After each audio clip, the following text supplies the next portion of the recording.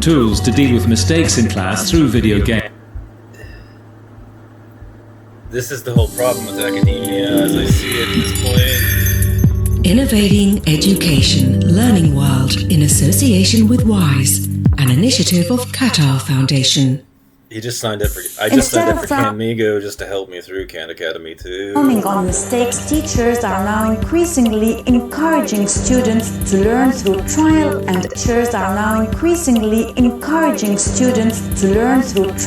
and error, to dare to make mistakes and learn from them. Which is what we need to do.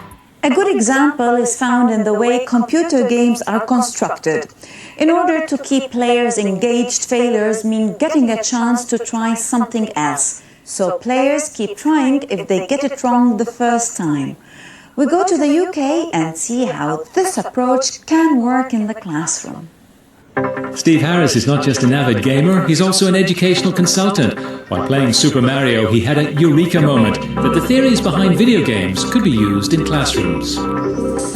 Quite true. Part of it as well is the moment when you've tried and you've tried and you've tried again and you finally crack it. It's that feeling, and you literally see people do it when they go, yes, that's why you play, that's why you keep trying. Steve Harris trains teachers and gives them some tools to deal with mistakes in class through video games. The tip to reverse mistakes on opportunities to learn is motivation. Why is it that children don't mind failing at computer games, and yet they do feel threatened when they fail at school? And actually, computer games handle the way that they motivate children completely differently. Computer games make failure very low risk, it's a non-threatening event when you fail in a computer game. Often yes, exactly, and that's the whole problem with classrooms. They turn it into your whole, if you make a mistake in a classroom, you're basically now that's your whole investment at college now goes up in smoke pretty much if you make just a few too many of them. Computer games just put you back, just the way you were before you failed, encourage you to have another crack at it, maybe even give you an achievement or a reward for demonstrating that sort of persistence. The difference between failure in the real world versus the virtual world is something teachers see in classrooms all the time. Kids often don't take risks because failure is public and often very embarrassing. Yeah. The system is designed in a way that makes you feel humiliated when you get a bad result, I mean, especially because they deduct points and everything, and we look at this as if the system isn't broken. I mean, how the fuck are people supposed to learn in this kind of scenario, in this situation where, like, you make a mistake and your teacher's not gonna, help you, basically embrace that failure and learn to, resolve the problem. I mean, the whole way that the factory floor model of education now works, if you fuck up, if you bomb, a math test, your teacher isn't going to go back over the test with you and help you work through it and everything and to improve your score. And then there's certainly, in college, you ask for like a makeup exam or whatever, the guy's just going to be like, no, not going to do it. Like my own professor did to me. I failed on it and I was like, holy shit, I'm going to need some... I ended up just having to drop the course, disengaged because of his inflexibility about things and everything. And it just, I mean, I was going to PCC, to the tutoring department daily and everything before I got that result. I mean, I was putting in a ton of effort and still, despite waking up at 10 a.m. to make it in early to get as much time in and then coming in, in the gaps between classes and everything and study and doing it, I still just wasn't getting, the amount of support that I needed, to really push through the course and everything. And it just,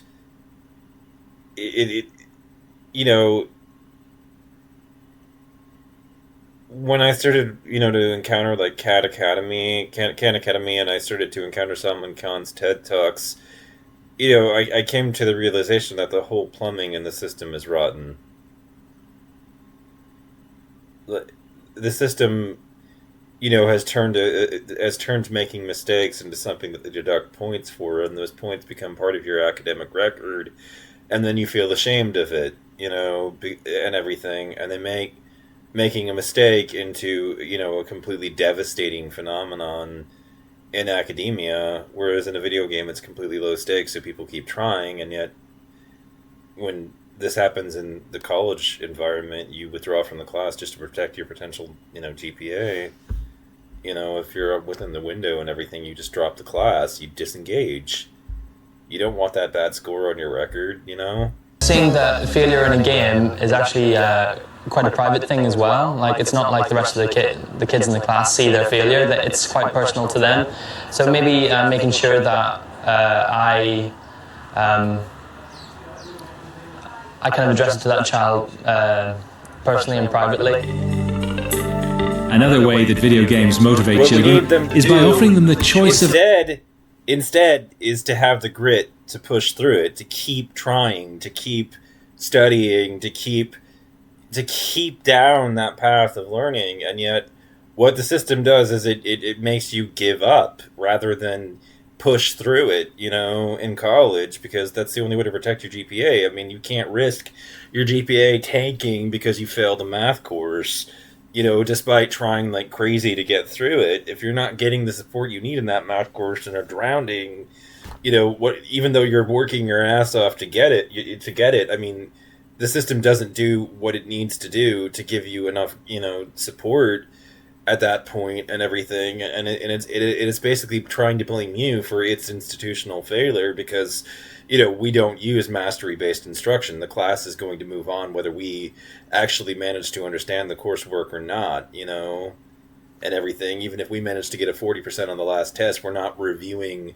where we fucked up and everything in class. We're not going in and resolving all the mistakes and everything for every individual student. No, that's not happening. We're basically just moving on to the next lesson and everything, and the system just keeps pushing you through like it's a fucking, a conveyor belt through a factory, and this happens even in college, and yet we continue to blame the individuals rather than assess the fact that it's a broken system.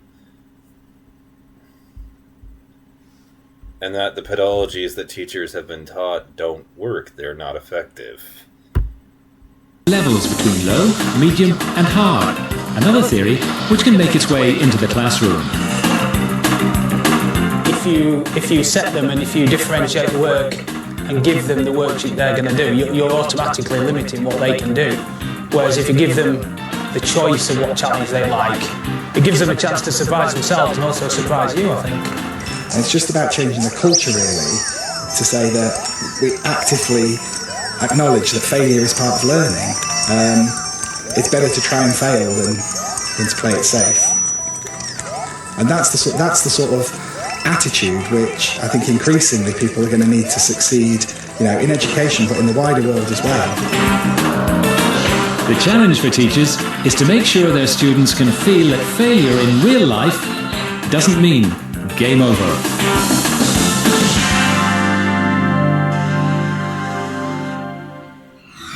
And now we catch up with a teacher in Mexico who also believes that young people learn best by experimenting. In this classroom, it's all about art, and they are learning languages through poetry. Let's see how that works out. In the Mexican city of Merida, there is a place where failing can be beautiful. At Habla Lab School, students learn languages not by taking tests, but through art. From the white necks of the public, dogs. That the traffic policemen wear black cotton gloves. Kurt Wooden, co-founder of Habla, is an outspoken advocate of risks and experimentation in education. Both in sort of feeling and tone, but also concrete changes they made, okay? In this classroom, students don't learn vocabulary and grammar lists by heart, but they engage in performances. Mistakes are never punished. They're seen as opportunities to learn. The way we live in the world is really about trying things out, experimenting, making some mistakes along the way, and then figuring out what we can learn from the mistakes to move forward. So that's really what we want to do here. We want an education environment that reflects how we really are as human beings in the world, not some fake education environment that is about taking pop quizzes. In life, we don't have pop quizzes, ever. So I don't want you to worry about Is it really good? Am I performing well? We're going to go back and work on it some more. Okay, so wherever you want to go. Imperfections are tolerated, but only as a necessary step to achieve success. All students exchange ideas, point out what's wrong, or what can be improved. Here, constant achievement is not demanded.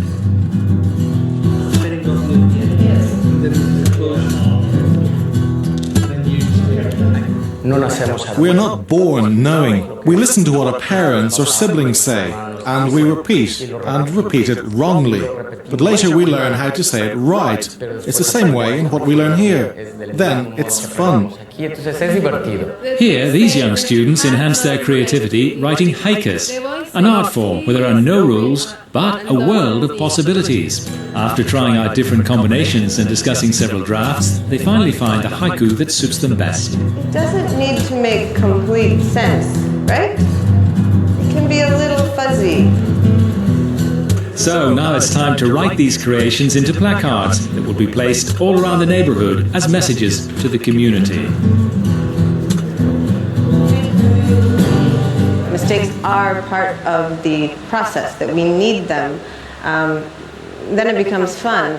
But we have a process that basically doesn't allow mistakes to be part of it in academia. And I don't know that I blame teachers, but maybe they were not given the tools that they needed to build a classroom, or maybe we have a stupid accountability-based system that doesn't really understand fuck all about how people actually learn and is incompetent about it, you know. Maybe the teacher credential programs fail, or the professor credential programs absolutely fail to teach them this about people, or maybe teachers are like, as I've pointed out, on a very short leash, and their administration expects them to use a points-based system, but this doesn't work. You know, like, I don't care. This pathology that exists within academia that it basically says real-world mistakes must be penalized by deducting points, that actively hinders learning in anybody. You know, that's going to make anybody like have less determination and grit to get through the system. I mean, how would I respond? I mean, you see my own testimony about what happened at PCC, like back in like last year or like 2 years ago, when I was actually taking math courses and, you know, going to the tutoring department and getting in and working my ass off in the tutoring department and continuing to go into that system at 10 a.m. every single day. You know, like eventually I just got sick, you know, and then into a minor fender bender in my car, and I had all these issues that kept me out of the classroom, and I disengaged at that point, but also just because of the math course, I had to drop it. You know, my mother basically said, drop it, and so I was like, yeah, it makes sense. You know, I'm bombing out after this test. He's not giving me any real ways to make up the fact that, you know, I'm lagging behind in understanding, and now we're just going to move on in the course and everything, and so I dropped the course. Like, what else am I supposed to do and everything? At that point in the whole thing, you disengage. It feels like very much so like a game over in the system, and the system blames you for it. Really, and that's dysfunctional. Because it's not actually my fault. It's the fault of a system with terrible, terrible plumbing. It's the fault of moving of a system that basically churned. You know, this is system failure, not game over. You know. This is systematic, you know, it's a broken system, you know, because Horace Mann's legacy lives on even in higher education. It's this whole, we've got to be preparing students for the factory mentality, and so the classroom operates under the same factory mentality and dysfunctionality that exists within the lower education levels. Only here we just don't have the bell to move us around. We just have to be mindful of the time, you know, of day that it happens to be, when take our own initiative to stay consistent with the schedule. But it's still the same thing, you know, the whole problem with it. I mean, as Salman Khan pointed out, you know, they assess you for the places that, and they find the spots that you're having trouble with and struggling with, and when they find them, they don't use that information to go back and fix the problems with your understanding. No, they just move on to the next lesson. And then everybody walks away from it feeling like they suck at math and everything, and very few people, you know, actually go back and stop them and basically say, you need to go and practice then on your own, you know. Go maybe look at Khan Academy, go look at these videos, you know, study them and everything, and they don't encourage that kind of thing. They don't, you know, like, the whole fucking thing is broken. That's what I'm trying to say. That the plumbing is broken. They want you to conclude that you suck at math. You're not meant to be a mathematician. When in reality, you're basically you're being expected to operate within the rules of a system that has terrible plumbing with instructors that really haven't been given proper, training at the end of the day, and teacher credential programs that are too weak to do this, that go in and instruct the teachers to create, a classroom that basically is managed in a way that actually just actively hinders learning and gets in its way, because mistakes are penalized, and then people are made to feel like these mistakes and failures are an extension of themselves as people. They start to feel like failures because they failed on a test, when that's not true at all. The system is failing you, not vice versa. This is because the system is a failure that can't own up to the fact that it is in fact a failure of the system. Like I said, I'm not bad at mathematics. That is not the valid conclusion. The point is the system is terrible at teaching mathematics, and we're all basing our own assessments of whether people are capable of learning it off a system that does this to people.